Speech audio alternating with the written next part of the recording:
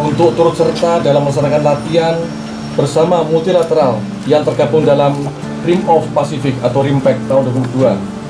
Tentu saja peristiwa inilah untuk menunjukkan eksistensi kita, bangsa Indonesia, khususnya TNI Angkatan Laut, dalam event 2 tahunan tersebut.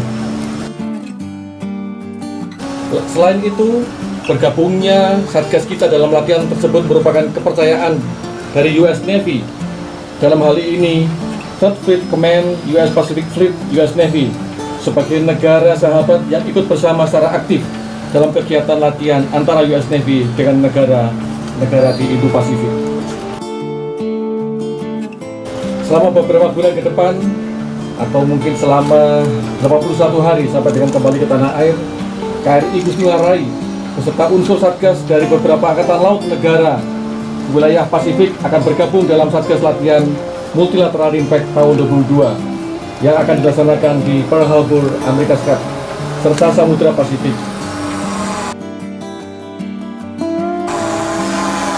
Dalam latihan bersama ini, Satgas kita akan melaksanakan latihan dengan materi full spectrum of military operation, baik dalam fase laut, darat, dan amfibi, yang melibatkan unsur taktis terkecil pada level regu sampai dengan unsur satuan tugas yang melibatkan KRI dan juga unsur dari Marinir.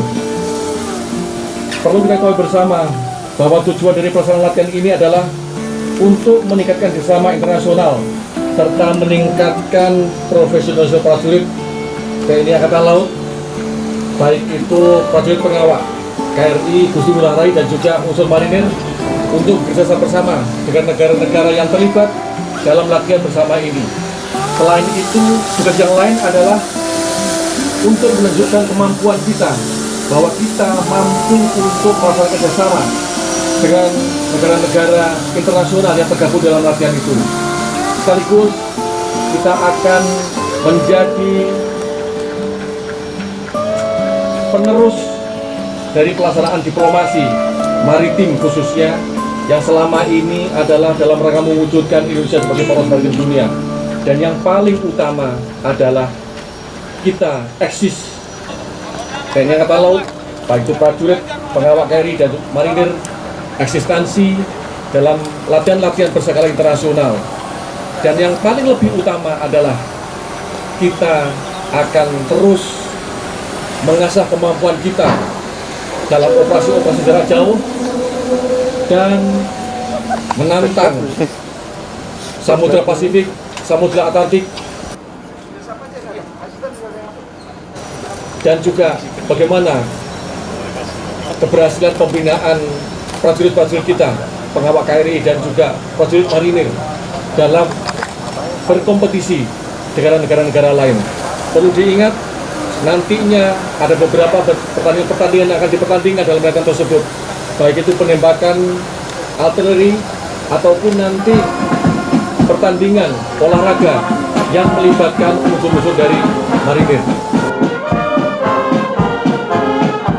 Untuk itulah, pada kesempatan ini saya berpesan, sebagaimana pesan yang disampaikan Bapak Kasat dan juga Panglima Armada RI dan juga dan Korman, tunjukkan yang terbaik, melaksanakan tugas dengan penuh semangat dan ikuti aturan yang ada, dan bawa nama besar Indonesia dan juga khususnya TNI Angkatan Laut. Paling khusus Armada 2 dan juga Korps Marinir. Sekian yang saya sampaikan. Sekali lagi terima kasih. Selamat bertugas. Semoga Tuhan Yang Maha Kuasa Allah SWT senantiasa menyertai kita semua untuk menjalankan tugas ini. Terima kasih. Wassalamualaikum warahmatullahi wabarakatuh. Selesai.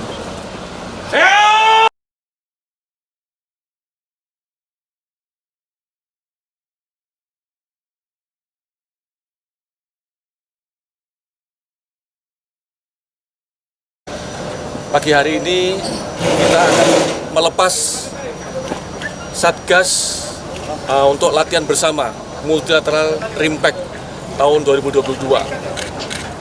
Bahwa RIMPAC adalah merupakan the world largest international maritime warfare exercise, merupakan latihan terbesar di dunia untuk melaksanakan latihan-latihan pertempuran laut yang melibatkan tidak hanya unsur-unsur laut tapi juga udara dan juga marinir.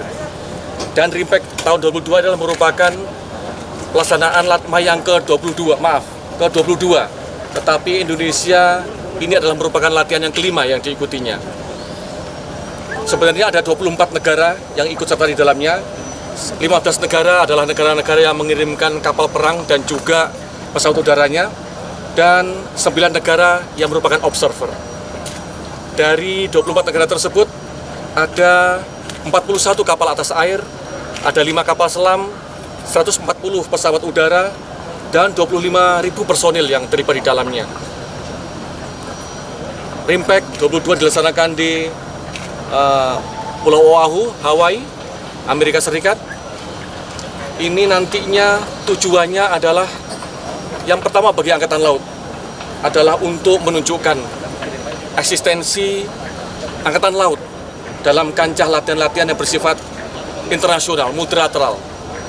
Kemudian kita harus menunjukkan bahwa kita mampu untuk melaksanakan tugas-tugas yang berskala nasional, skala internasional, dan juga melewati Samudra Pasifik, Samudra Atlantik yang jarak jauh demikian. Kemudian kita ingin juga memanfaatkan bahwa kita ingin menunjukkan kita mampu untuk melaksanakan tugas-tugas tersebut dengan pembinaan personil yang selama ini kita laksanakan.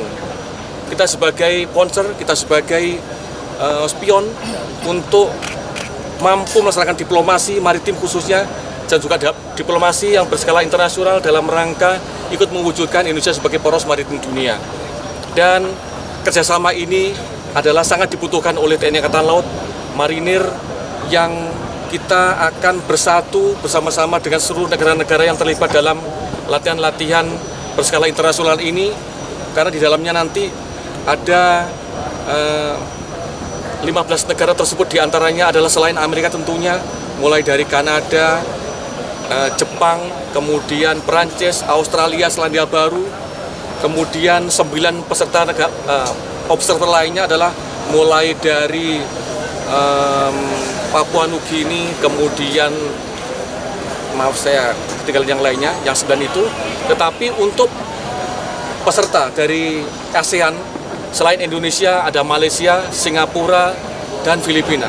Mereka semua mengirimkan kapal-kapalnya. Perjalanan atau operasi ini akan dilaksanakan kurang lebih 81 hari.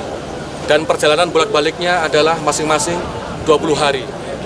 Nanti ada latihan-latihan di sana, apakah nanti harbor phase atau sea phase, pelaksanaan latihan-latihannya, mereka semua akan diikuti penuh oleh para pengawal, para prajurit KRI Gusti Ngurah Rai, dan juga dari UT Marinir.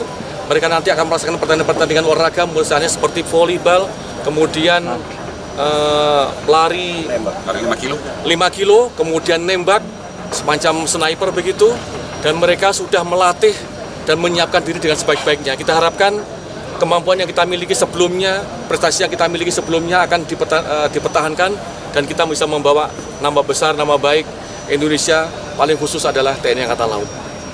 Sehingga kita harapkan 81 hari setelahnya mereka kembali ke Indonesia dalam keadaan sehat walafiat.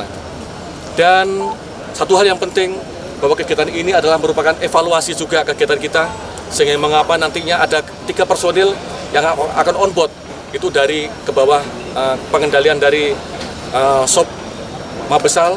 Tujuannya adalah untuk mengendalikan, untuk mengecek bagaimana kemampuan yang kita miliki sebagai exercise control 3 personil tersebut, yang nanti mereka akan melihat juga bagaimana keberadaan latihan negara lain yang ada di Hawaii. Demikian dari saya.